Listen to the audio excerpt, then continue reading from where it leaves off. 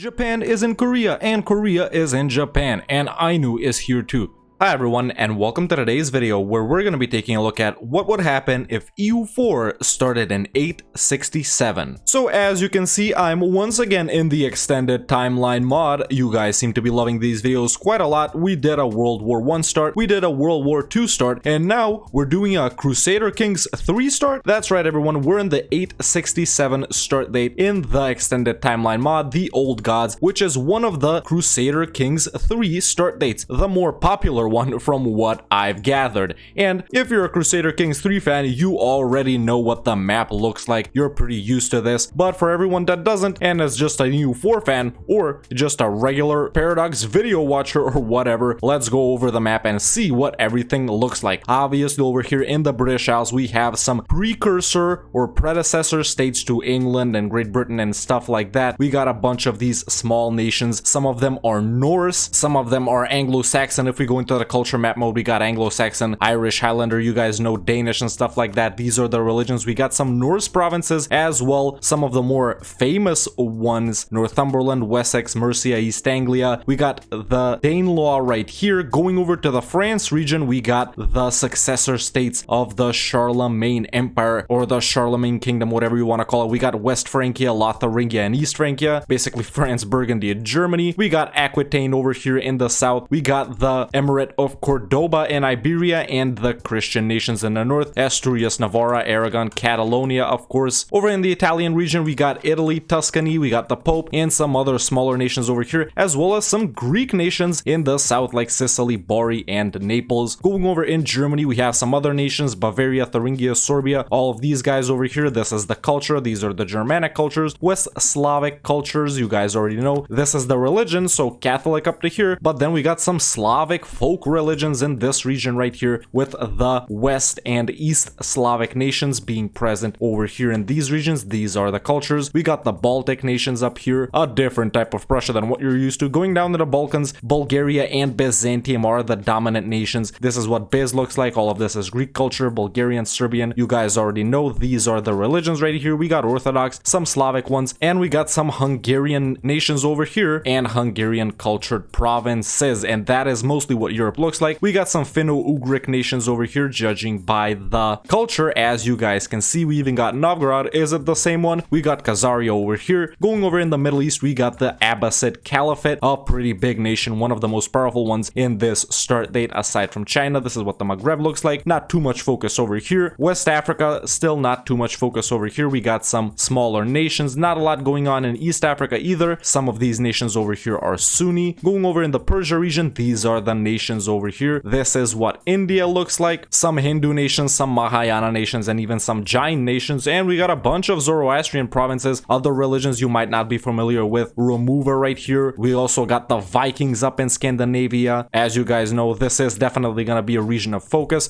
The Suomen Nusko religion over here. Lots of Tengri over here. This is what China looks like. We got the Tang dynasty. We got Japan, and that is mostly what the world is looking like. This is Southeast Asia. We got a big Srivijaya Khmer, and that is mostly where our focus is gonna be: Europe, Asia, and Northern Africa. No colonizing. We're not gonna be taking a look at these guys too much. This is the world religion map. Of course, CK3 players would be familiar. EU4 players might not. This is the culture map mode, and we'll see what will happen in this scenario. Which nations do you think will be successful? Which nations do you think will fail? Which nations from EU4 do you guys think we will see form? And before we begin, if you enjoyed this video, don't hesitate to leave a like. It really helps out a lot. And if you want to see more what if scenarios like this or more EU4 videos in general, definitely hit that subscribe button so you don't miss out on anything. Let's jump into this CK3 in EU4 start date, and we'll check back in 917. So now it's 919, about 50 years have passed. Let's take a look at everything that's happened so far. Starting off in Iberia, we can see that the Emirate of Cordoba, which is now actually a caliphate, they've upgraded their government rank. They've expanded even more, wiping out the Christian nations in the north. That's not all though. They've also began expanding into southern France in these two provinces right here, this one right here. And is this owned by them? It is. So they have expanded quite far. This is what their realm looks like. These guys, they got some aggressive expansion. Let's take a look at their relations, they're allied to the Aghlabids, which is basically Tunis over here in the Maghreb, and this nation as well. And we also have France forming in France. Of course, this was West Francia, as you all know, but they seem to have formed France. Aquitaine down here in the south, they've shrunk, basically blown up. We got Brittany right here, they're chilling, and Italy is also gone. Why is Provence here? Listen, I don't know how things work in this start date. I'm not really familiar with a CK3 timeline of history, but we got Croatian France apparently. Listen, this is probably some weird succession stuff going on over here. Various princes and kings and dukes and stuff like that inheriting various other parts of other nations. So yeah, man, Croatian France, who would have thunk it? And we got Provence replacing Italy. Maybe Italy formed Provence. And we also got Tuscany right here. The Pope, they seem to have shrunk a bit. Spoleto here, they're chilling. And Byzantium has expanded quite a lot. They've almost completely wiped out Bulgaria, pushing them out of, well, Bulgaria proper. And now Bulgaria is where Wallachia would be in regular EU4. They got some provinces over here, some provinces over here. The nation of Serbia has expanded as well. And we got Croatia, of course, they've gotten a bit bigger. And they have provinces right here. Byzantium, they've also conquered a bunch of provinces in southern Italy. The Greek provinces, of course, which are, well, starting to not be so Greek, even though they've conquered them. But yeah, man, Byzantium, they're looking pretty strong. This is their realm right now. They even have this right here, some provinces here, southern Italy, Sardinia, and even one province here in the western Mediterranean islands, and even in Circassia over here. So super strong from Byzantium. But what's going on with them right now? They're losing a war in the second Byzantine reconquest of some province versus Sicily. But why are they fighting the Abbasids as well? Maybe they intervene, maybe they're allied to Sicily, you know, you never know, you never know. Going over in Germany, Saxony exists instead of East Francia. Of course, it was formed by them. We can tell that by the Frederick here Carolingian, that king over there. Moravia has also grown over here. Lotharingia, they seem to have grown a bit in this region, but shrunk a bit over here. We'll have to check in on that. Going over in the British Isles, Northumberland is looking pretty big. Denmark have also expanded their holdings, and someone has formed England, which is awesome to see. The Vikings, they've started colonizing, or no, that's the Isles. They are colonizing Iceland, so shout out to the Isles. Sweden has grown a bit. Sapmi has grown a bit over in Scandinavia. Denmark, they're just chilling right now. They are allied to the Isles though. Hungary, they seem to have relocated over here, so they're chilling over there. Novgorod, they've grown a bit. I'm interested in seeing what will happen with the East Slavic nations. Will they be able to push these guys out of the Russian region, so to say? The Abbasid Caliphate has also expanded into Arabia and over here slightly in the Horn of Africa, if I'm seeing this correctly, and they've also expanded into Persia a bit. Going over in India, Marthas and this nation up here are the strongest ones. We got some horde-ish nations up here. They're not doing too much, no dominant one just yet. And over in China, the Tang dynasty is still surviving. We got Korea over here and Korean Manchuria. I'm not sure if this flag is age appropriate, but hey, we got Japan expanding in Korea as well. And in Southeast Asia, Srivijaya is doing some work. That is pretty much what things are looking like after 50 years. These are the great powers: the Abbasids, Tang, Saxony, Byzantium, Japan, Lotharingia, Cordoba, and Provence. We'll check back in another 50 years. So now it's 967, another 50 years have passed. Let's take a look at all the changes that have happened. Starting off in Asia, the Tang dynasty is expanding down here in Southeast Asia. They're looking pretty powerful. I don't think they'll be blowing up anytime soon. A lot more stable than Ming, don't you guys think? Japan has continued their expansion over here. This nation right here seems to be dominating this region, even though they're a tributary of Tang. This nation's not doing too bad either, and neither are these guys. Listen, I'm not gonna try and pronounce any names, alright? You can't make me. Tibet is looking pretty strong as well. Marathas is also expanding. We got Ganga down here. They're looking pretty strong. And we got this nation of Pala right here. They're doing pretty good. Baluchistan, they're surviving. The Abbasids, they've expanded into Anatolia. Will they be the downfall of Byzantium? I guess we've yet to see. Meanwhile, over here, this Nekor nation is looking pretty strong. They're fighting France right now. We'll see what that's all about. Timbuktu and Ghana are also chilling, and these guys are doing not so bad themselves. France is in a war with these nations right now. Is it one war? It's two separate wars. So in the Cordoban conquest of Toulouse,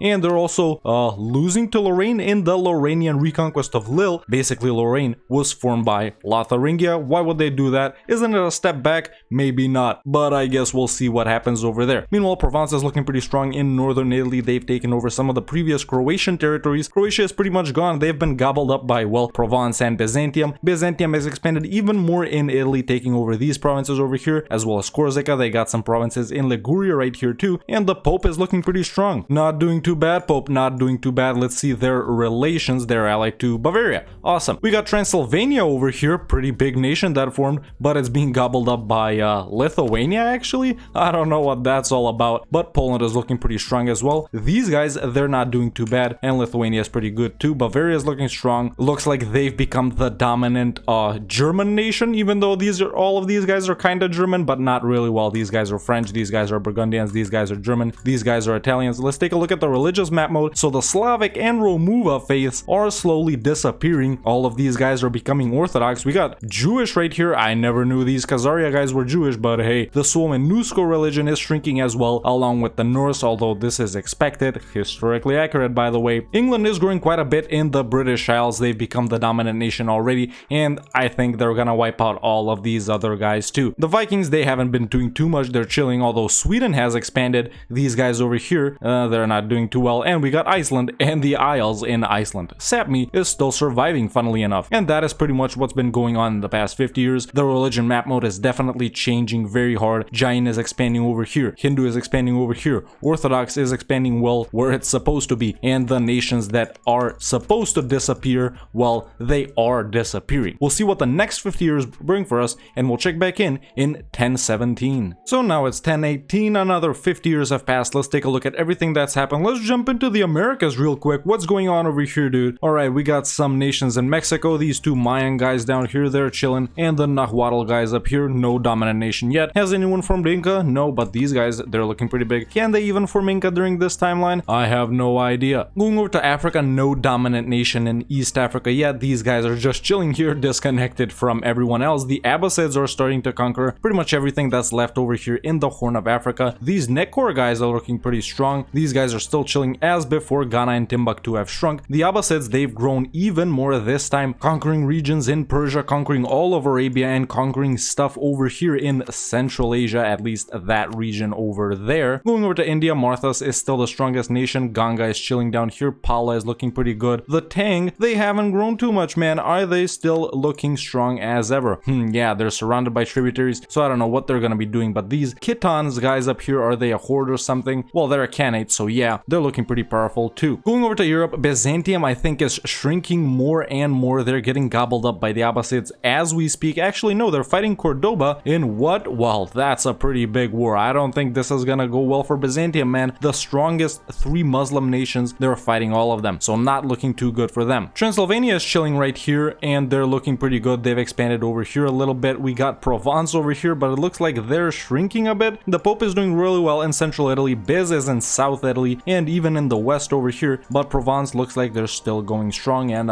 they're not collapsing just yet. Meanwhile, the Caliphate of Cordoba has expanded quite a lot in southern France. They own a little less than half of France, and they're looking really, really strong. France, they're not doing too good. They're losing to Lorraine right now in the Lorrainian reconquest of Orleans. Meanwhile, Brittany over here, they're also fighting France. So Lorraine, definitely looking like a very, very strong nation. Although, will they be able to expand stuck between Bavaria and Cordoba? We'll see. We'll see. Meanwhile, Bavaria is definitely the dominant German nation. Look at how big they are, man. Stretching all the way from Ragusa to Denmark. Super, super huge. Super, super powerful nation. Going over in England, listen, this border war here, I don't know what to tell you, man. Scotland, they've somehow popped up again. England, can they do anything? They've got cores on Scotland, but they're guaranteeing them? Or no, they're warning them. So they might be conquering them. Yeah, they might be. Meanwhile, Denmark have finally done something, and they've lost to Bavaria. That's what they've done. Sweden is looking super powerful, definitely the dominant nation in Scandinavia. They're still Norse, so they're keeping the Norse religion alive. Meanwhile, the Romuva and Slavic faiths have all but disappeared, and the Suomennusko faith has been relegated to these few nations up here. No real strong East Slavic nation, no real strong West Slavic nation either. Poland has pretty much disappeared. These guys over here, they're chilling. Most of these guys are Orthodox over here, and Khazaria here, the Jewish tribal nation, they're looking really strong. Hunyadi? Wait, isn't that the Hungarian guy? But that is what things are looking like in 1018. We'll check back in 1067. So now it's 1068, another 50 years have passed. We're about 2 years after CK3's other start date, and let's take a look at what the world looks like. No real changes in Africa. These nations over here are pretty stable. It looks like alliances are preventing them from expanding. Meanwhile, France is down to just one province. Poor France, man. I really thought they were gonna do well. You know, East Francia, after forming France, I thought they would blob out and be huge. But listen, nothing ever happens as you expect. expected. Cordoba still holding the south of France. Brittany, they're looking strong in the west, man. They're allied to Lorraine, so I don't think they'll be going anywhere. I think Cordoba is about to stop right here. Can they push into Lorraine and Brittany? I guess we'll have to see. Lorraine, like I said, is also chilling. They're allied to Denmark. I don't know what good that alliance is gonna do for them. Bavaria are still expanding. They've pushed into the Carpathian Basin and in the Balkans mostly, and even over here in the Poland region too, so they're looking pretty strong right there, taking even more provinces from Denmark. This is owned by Provence for some reason. I don't know how that's happened, man. We got Sorbia right here. They're Orthodox. They're still alive. They're allied to Bulgaria. Speaking of Bulgaria, they're back after Byzantium has been beaten up so many times. Listen, over here in Anatolia, the Abbasids have taken so many provinces. Bulgaria has popped out. They've lost land over here. Lost land over here to Khazaria, to Transylvania, and even to Bavaria. And it looks like they might even lose provinces in southern Italy to Provence. The Pope is looking pretty strong. Provence is still chilling in Italy, but Venice has popped out, so that's pretty cool to see. Serene Republic, oh yeah, you know it. Transylvania is looking pretty strong. They're pretty stable. Meanwhile, Lithuania has fallen apart. We got the Kievan Rus popping up. I don't know if they're a strong nation in an extended timeline, but I'm definitely excited to see them. We got this nation over here. What's up with them? Sweden, they're looking super strong, and they've started to expand outside of Scandinavia as well, taking some provinces over here and in the Prussia region too. Holding on strong to that Norse religion, baby. You know what it is. These guys up here, the Suomennusko guys, they're chilling. Khazaria, like I said, is expanding. The Abbasids are expanding even more in Central Asia. Marathas is looking super strong, expanding outside of India, as well as the nation of Pala right here. Ganga, meanwhile, in the south is still chilling. Both of these nations are Jain, so Hindu, man, the Hindu is not having a good time in this scenario, let me tell you that. Tang is still chilling, although some nations have popped out of them, but they are still looking pretty strong. Korea, they've had a little resurgence here, taking back provinces from Japan. And in fact, they're at war with Korea right now, and they're losing. In Southeast Asia, we have Malaya, which was formed by Srivijaya, so that's pretty exciting to see right there. And that is what the world is looking like in 1068. We'll check back in 50 more years. So now it's 1117, another 50 years have passed. Let's take a look at what's going on in the world. Starting off with Europe, we can see that the nation of Bavaria has formed Germany, and it's a huge Germany, ladies and gentlemen. Look at how big they are, man. This is pretty surprising. I didn't think anyone would form Germany. I expected sort of to see France, maybe to see Spain, maybe Great Britain, but Germany, it was definitely not on my list, so huge shout out to them. The situation over here in France is still the same. Brittany, Lorraine, and Cordoba have split this region, and France is still an opium. Allied to Provence and Spoleto, by the way. England, they just can't get a hold of the entirety of the British Isles, man. They're too weak. Why aren't they fighting East Anglia? Oh, it's a vassal. Why can't they fight Denmark? Are they too strong? Why aren't they fighting Scotland? They're just allied to Provence. You could easily beat them up, England. Meanwhile, Sweden, they've also blown up. Karelia has popped out of some provinces. Denmark has conquered the south over here, and these two Viking nations, which are actually Catholic, they're not Viking anymore, they've popped out as well, so shout out to them, man. Sweden looks like they're on the downfall. Khazaria here, meanwhile, they're expanding in this region. This Vespia nation is looking pretty successful. The Kievan Rus, they're not really doing anything. These two nations over here are chilling. Transylvania is actually looking a lot stronger than earlier. Khazaria has also conquered provinces in the Balkans. Byzantium is down to its last legs. They're losing to Tunis right now. Looks like these guys, they became Tunis again. But Biz also still has some holdings in southern Italy, so we'll see what happens with them. The Abbasids, they're looking stronger than ever, expanding even more in Anatolia, expanding even more in Persia, and in Central Asia, looking super powerful. Marathas and Ganga are also expanding in India, and Malaya seems to be expanding in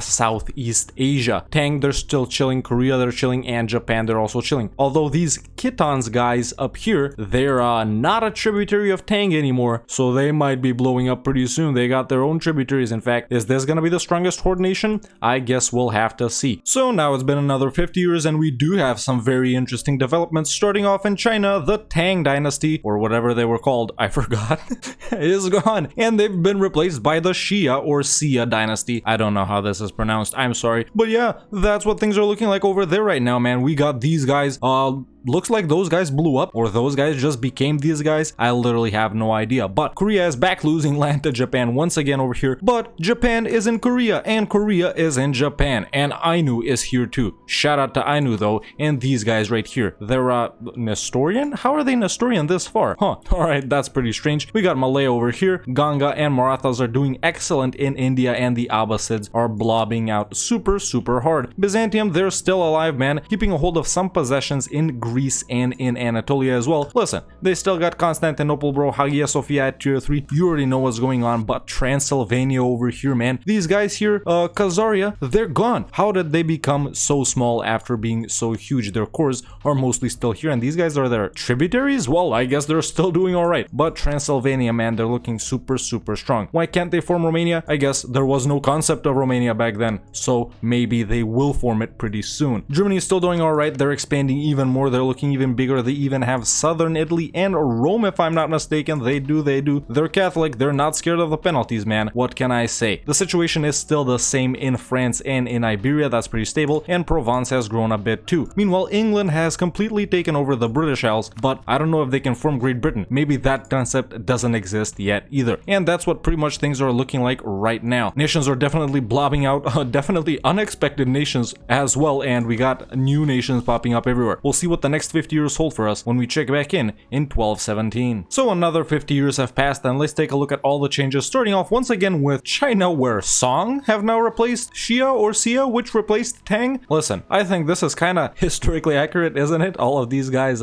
switching around over here in China, blowing up and getting back together. Except no, they haven't blown up this game. But shouldn't we have Ming by now? Either way, Japan is also conquering Korea once again. Korea is blowing up once again. Japan are doing fine themselves. Malaya is expanding in Southeast Asia and this region as well. Oh no, wait, they're losing to Japan right now? Wait, who's Japan at war with? Oh, Malaya and Song in Japan are together versus Malaya and Korea. Well, that seems interesting for sure. The Abbasids are still expanding more in Central Asia, reaching the border here of sort of the inhabited lands, so they're looking super strong. What do their alliances look like, I wonder? Actually, they can expand this way and this way, but they're not. They're allied to Tunis, the Emirate of Cordoba, or the Caliphate, should I say, and these guys. But speaking of Cordoba, going back down in Iberia, it seems that they're finally losing their power all the way here in the late game. France, they've gotten a couple of more provinces back, so shout out to France, man. They survived the entire game and looks like they're on the come up again. Oh, Biz has these two islands? Well, what do you know? But Provence has expanded into Cordoba, and even Galicia has popped out. The Catholics are back in Iberia, everyone, even though I thought Cordoba was for sure gonna be winning here. Will we see a late Reconquista? I don't know if we have the time for that, but we'll try. Now, what's this religion right here, I wonder? What's a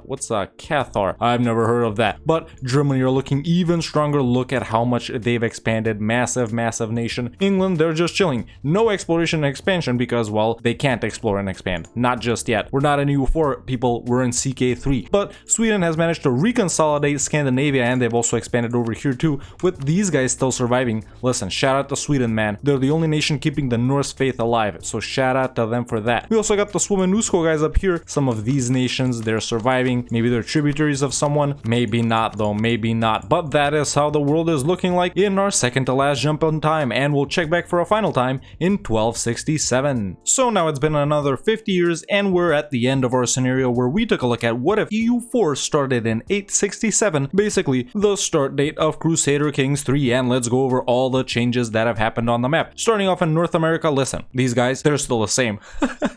But in Mexico, we have the nation of Tzotzil consolidating this. They're Mayan, and they've conquered pretty much every nation in Mexico except for these guys right here. In South America, no dominant nation. There are a couple of them. It is what it is. Over in Africa, the Eastern African nations of Sofala, Mombasa, and Mogadishu are dominating this region. This guy over here, they're pretty powerful, and Semyon is doing alright. The Abbasids have conquered the rest of Northeast Africa. In West Africa, Ghana, Timbuktu, and Hausa are the dominant nations, with Benin popping up as well, and Tunisia owning most of the north. In the Middle East, the Abbasid Caliphate remained the dominant power for the entirety of the game, expanding quite a lot in these two regions, in Arabia, in Persia, even in Anatolia, knocking down Byzantium, pushing into the Caucasus, pushing far into Central Asia, and even reaching the region of Mongolia, which is pretty amazing. Over in India, Marathas and Ganga became the most powerful nations. Funnily enough, they're both Jain, they're not Hindu, so in this scenario right here, Hindu, it wasn't as successful of a religion. In Southeast Asia, Malaya, formed by Srivijaya, became the dominant power. They're Mahayana, by the way, which also stopped the spread of Islam, Hinduism, and Theravada Buddhism in this region, interestingly enough. Over in China, right now we have the Song dynasty, after we had the Tang dynasty, and then the Xia or Xia dynasty, and they're doing alright. Listen, I don't know if it's still the same nation getting formed by other nations. I don't know if it got replaced by someone else. I literally have no idea how things work, but hey, ladies and gentlemen, I'm here for it. Japan has reconquered most of Korea, Korea, even though Korea is still alive. No real successful hordes this game. There were some that looked like they were going to become powerful, but none of them became powerful. This is the religion map mode in this region, by the way. And finally, going over to Europe, England managed to form, and they did manage to consolidate the entirety of Great Britain and Ireland. We have the Isles in Iceland. They're a Catholic nation, so I guess no Vikings in Iceland in this timeline. Over in Iberia, the Caliphate of Cordoba became the dominant nation. Well, actually, they remained the dominant nation, wiping out the Christian nations in the north, with Galicia popping up in the last second, and Provence conquering some stuff over here once again in the last moment. In France, East Francia formed France, but now they barely exist, and Burgundy has also popped out. Lotharingia formed Lorraine, or became Lorraine, and Brittany is just chilling over here. I really thought we were gonna have a powerful France, but hey, that didn't happen. Italy disappeared from the north. The Pope is still alive, but they don't own Rome, and northern Italy is owned by Provence, southern Italy is owned by Germany, and in the center we have the Pope. Even Venice popped out briefly. In Germany, we had lots of powerful nations vying for power, but it seems that in the end Bavaria became the dominant nation, and they managed to form Germany, one of the most powerful nations in the game and one of the biggest, and they're looking huge right now. Over in the Balkans and in Anatolia, Byzantium started off as the strongest nation, but hey,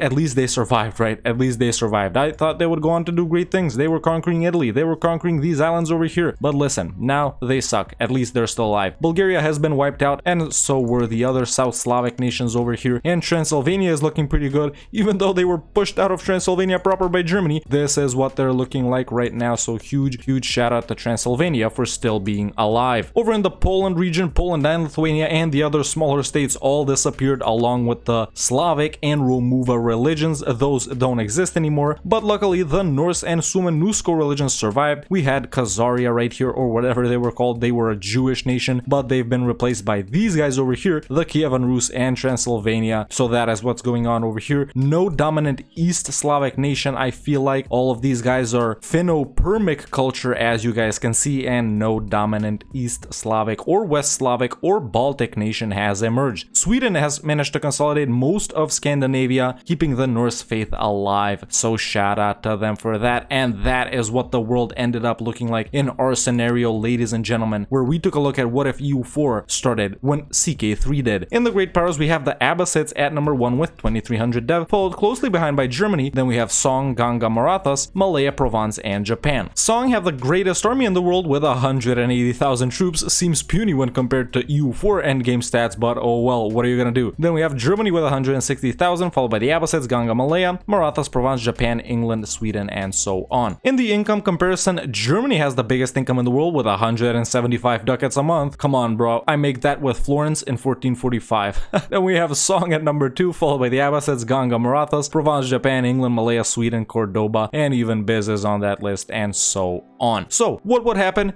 if EU4 started when CK3 did? Well, obviously, the timeline wouldn't go historically, as none of these what if videos do. The strong nations remain strong, and in fact, a lot of these Muslim nations that managed to collapse in our timeline didn't over here, and they remain successful, like the Abbasids and Cordoba. And instead of an HRE, we have a massive Germany. And pretty much the only historical thing that happened by this time is, well, pretty much nothing, ladies and gentlemen. But what are you gonna do? You find out all sorts of things in these what if videos, and this is just one more oddity to add to the list. Let me know in the comments below what's the next what if scenario that I should explore. If you want to watch me do stuff like this live, you can follow me on twitch.tv/TheRedHawkLive, and if you want to catch up on stuff from over there, you can subscribe to the second channel, link is in the description. If you enjoyed this video, don't hesitate to leave a like, it really helps out a lot, and if you want to see more what if videos like this, or more EU4 videos in general, definitely hit that subscribe button so you don't miss out on anything. And you can become a member today, and join the Discord, the link is in the description. Thank you so much for watching, and I'll see you next time with another EU4 video.